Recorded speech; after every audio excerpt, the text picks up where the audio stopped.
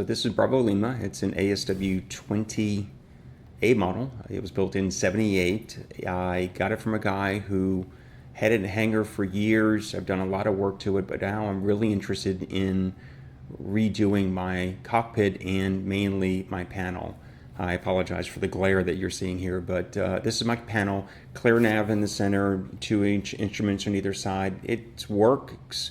It's functional, but it really doesn't meet what I really want. A couple problems I have.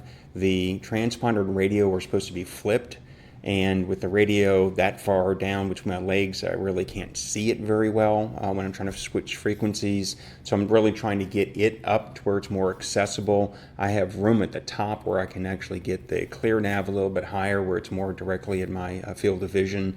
So, want to pull things in. I do have a compass that's on top of my dash that I don't like, but I'm going to address that by putting it on the panel. Looking at the backside, you can see some of the wiring and everything that I'm going to have to deal with in this refit. Not a big deal. It's just a matter of planning for it and prepping it. It's a lot of smaller connections. The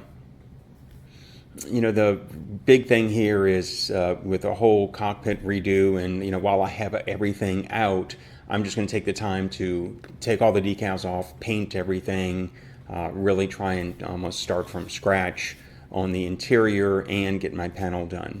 Now, the radio, I'm looking to move up to the left, but I think I'm going to show in a future video that it won't actually fit on the left-hand side, and I had to move it in.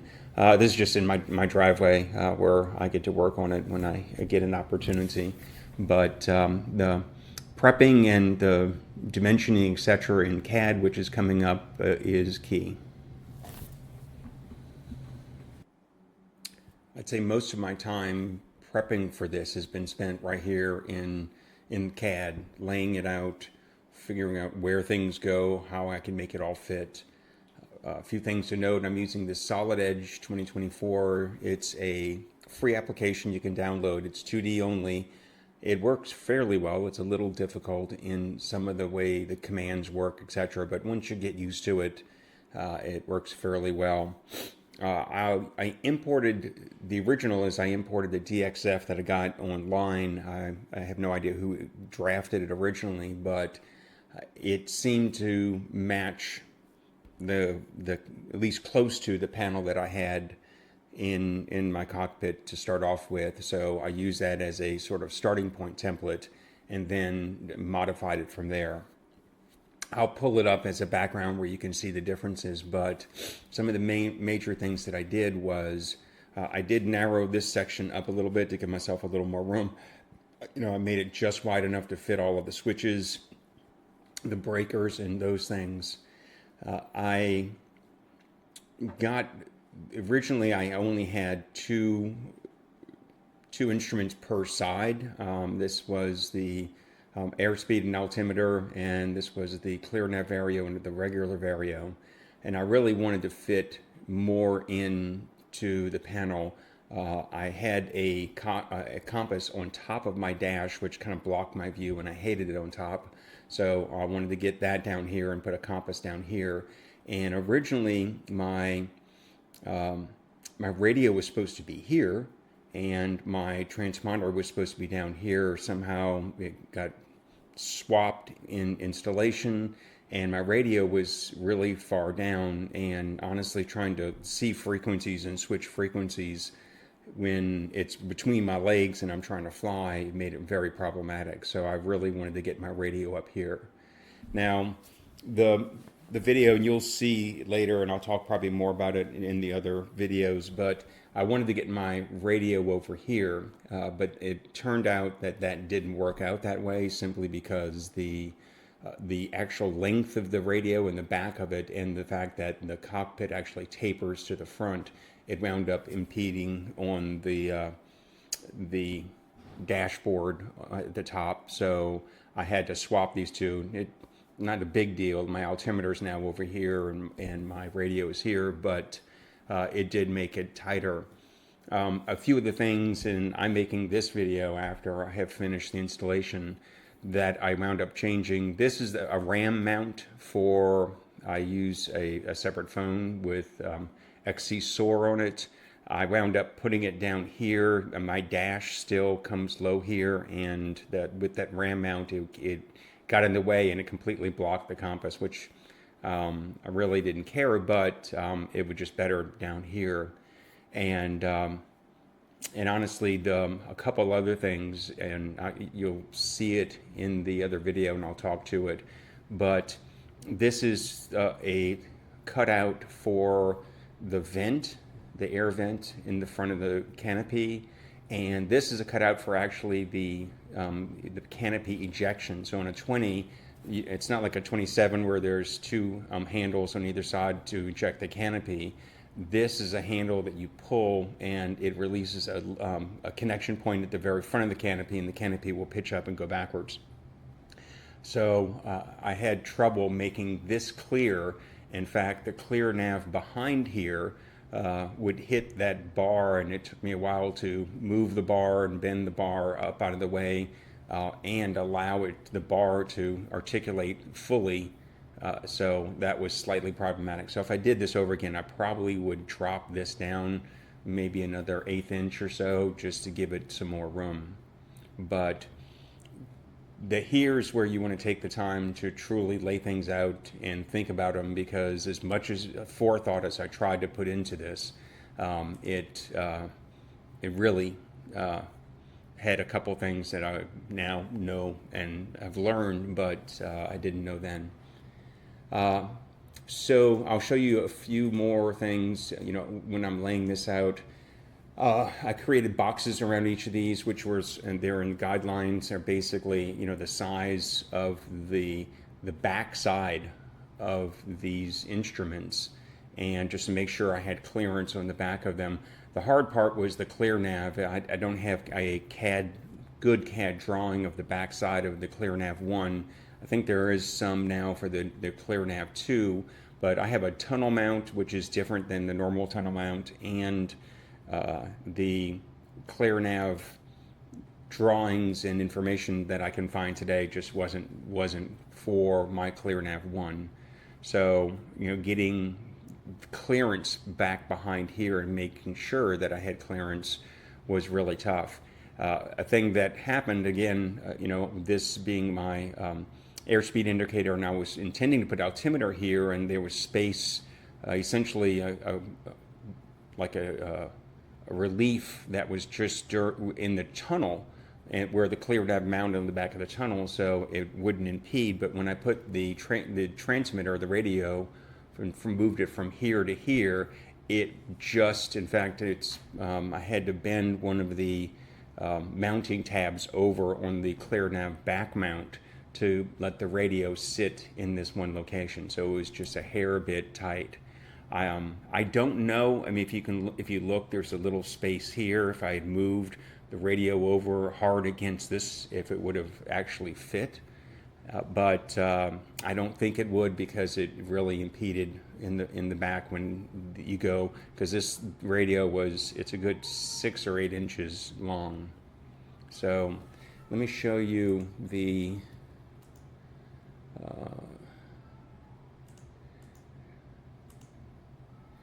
so this is the original, and you can kind of see the outline of it. The original had a little bit higher arch in here. I had to pull it down slightly, even though there's a lot of room for my legs. I had to pull it down slightly just to be able to fit the instruments where there's enough space underneath them. You can see originally that I was intending to put the radio here in the transponder, but when you see the video, you'll see that didn't happen. And I actually shortened the overall length up a hair bit from the original that I measured, but I wish I had shortened, top to bottom just a little bit more than it is today. But if I gave you any advice, the time spent here in design doing things like, putting the ClearNav speaker there and the attachment for the USB drive, where you want the RAM mount, all of those things are really critical in making sure you get this absolutely right.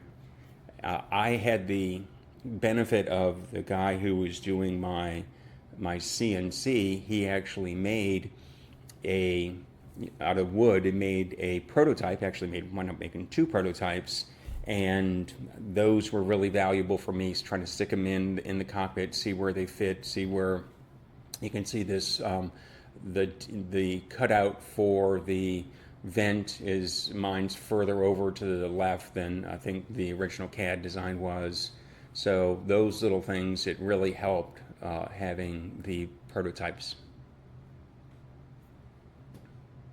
Okay, so working on my panel, and the guy who's actually doing the CNC cutting for me, he has it's a homemade CNC router, but it is a CNC router, and he just put a piece of 1/8 inch plywood and cut out a template for me just to check everything. And I'm glad he did, because for some reason his system's cutting just a hair bit too tight. In fact, when I try and put the voltage and amp gauge here, it needs another 25 or 30 thousandths. So I've opened these holes up a little bit to give me an extra probably 30, 40 thousandths. That's not a whole lot in each one of the holes. And I'm also really glad I tested it out.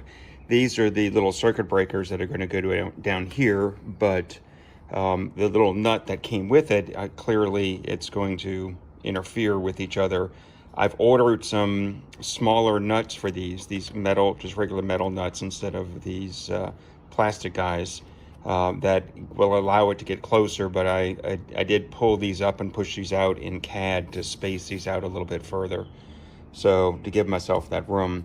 The switches, again, just a hair bit too tight to fit, so I'm going to talk to him about making sure that his tool offsets are correct, so that the holes and everything are big enough. But otherwise, everything looks okay. What I'm going to do today is I'm going to actually start just building the wiring on the back side. So to wire from there, here, the switches that go through, etc. And then this is the voltage and amperage meter up there. So I'm just going to start laying out the base wiring and getting everything.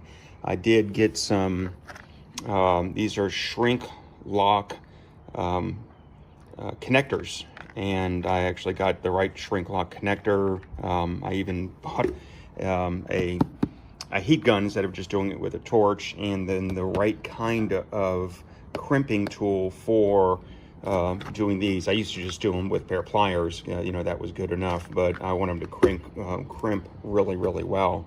Also I have the wire that is going to go with it. So I'm going to start laying out my base wiring and at least get it to where once I plug this in, I have the wires that will connect all these things together.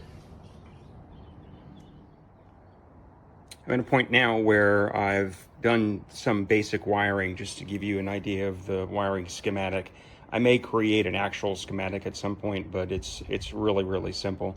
So my power is going to come in here. These will connect to the two battery switches. So the BAT1, BAT2 switches will connect to here.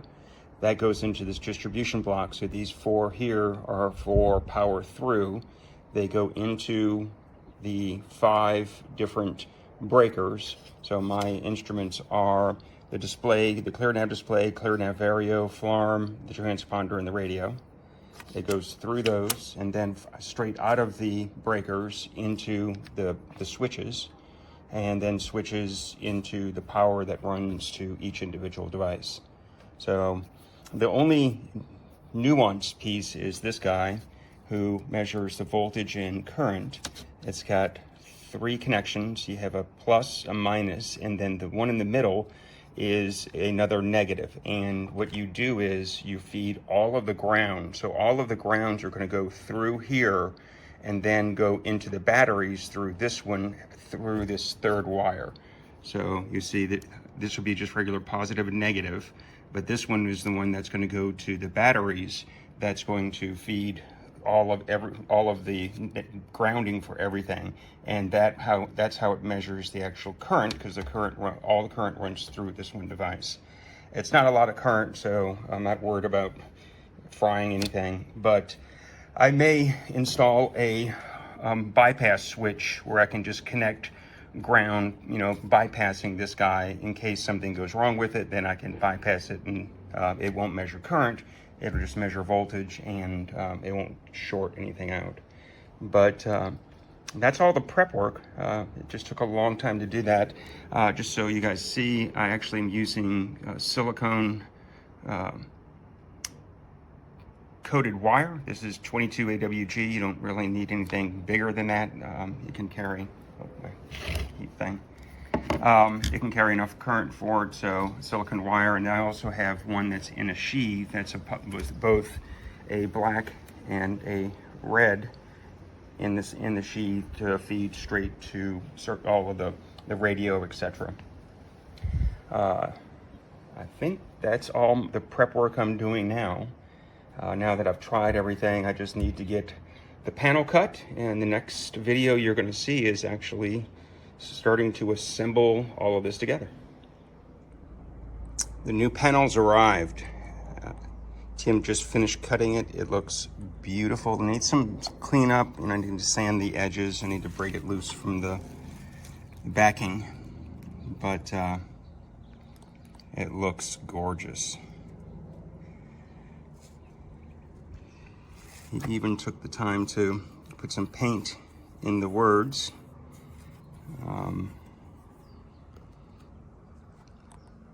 Absolutely gorgeous. So this gives me a little bit to work with. I need some pieces to hold. I'm going to glue to the back of this, which I'll show you guys later. This is the old panel removed.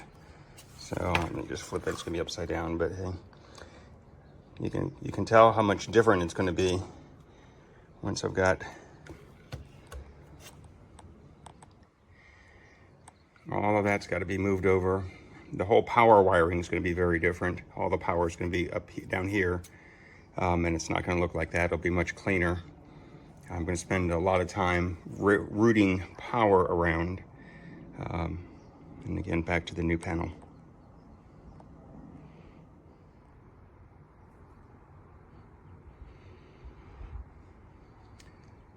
This is what it looks like fully assembled, at least on the desktop, on the bench.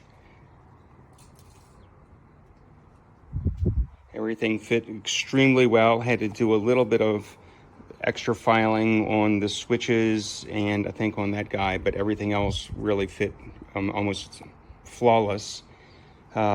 Sanded, cleaned. The bulk of the work is upside down, and just getting everything to fit, running wires so they stay contained. It's still a little bit of a burden. I have some cleanup work to do down here. The only thing I had to add was these brackets that come up that hold the wires and keep them from kind of spreading out as they come down the back panel. But other than that,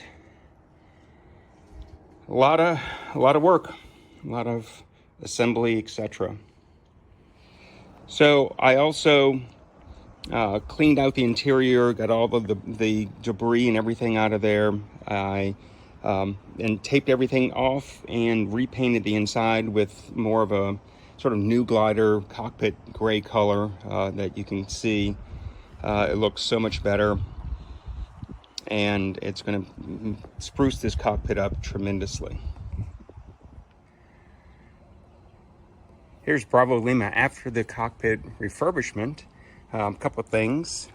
Redid the canopy there, or the dash, that put felt on it to where it's non-reflective. It looks much better. Pop this open, and you can see it's painted. Just completely redid the interior. Did a few non-cosmetic things like move my farm antenna up some more, move some of the electronics, but the key is the new panel here. You can see clear nav just coming on. It looks fabulous. So had to do some refitting, making it fit these supports underneath here, lesson learned, in fact, was a loop here. When you get a lot of electronics that's up that high, it hits that. So I had to do some work to make those clear. I had to actually carve the little notches out a little bit further. But next, if I did it again, I would keep it just a hair bit lower if I could. But it looks absolutely fabulous. This is the volts and amps that I'm drawing. The blue doesn't show up really well. I've ordered a red one to see if it shows up any better. But otherwise, you can read it. I had to move my RAM mount. I wanted it down further, so I moved it down. It was up in that hole. So few lessons learned, but otherwise, that's what the back end looks like with all the new wiring and electronics. And otherwise, almost a completely new cockpit and interior. One thing left to be done, this is just when you can seat cushion you can buy. I'm going to get one made that actually goes up more and that wraps the sides to make it look a little bit better. But otherwise, that is Bravo Lima 2.0. I actually flew it yesterday, and I know a panel can't make it fly better, but it certainly felt like it flew better.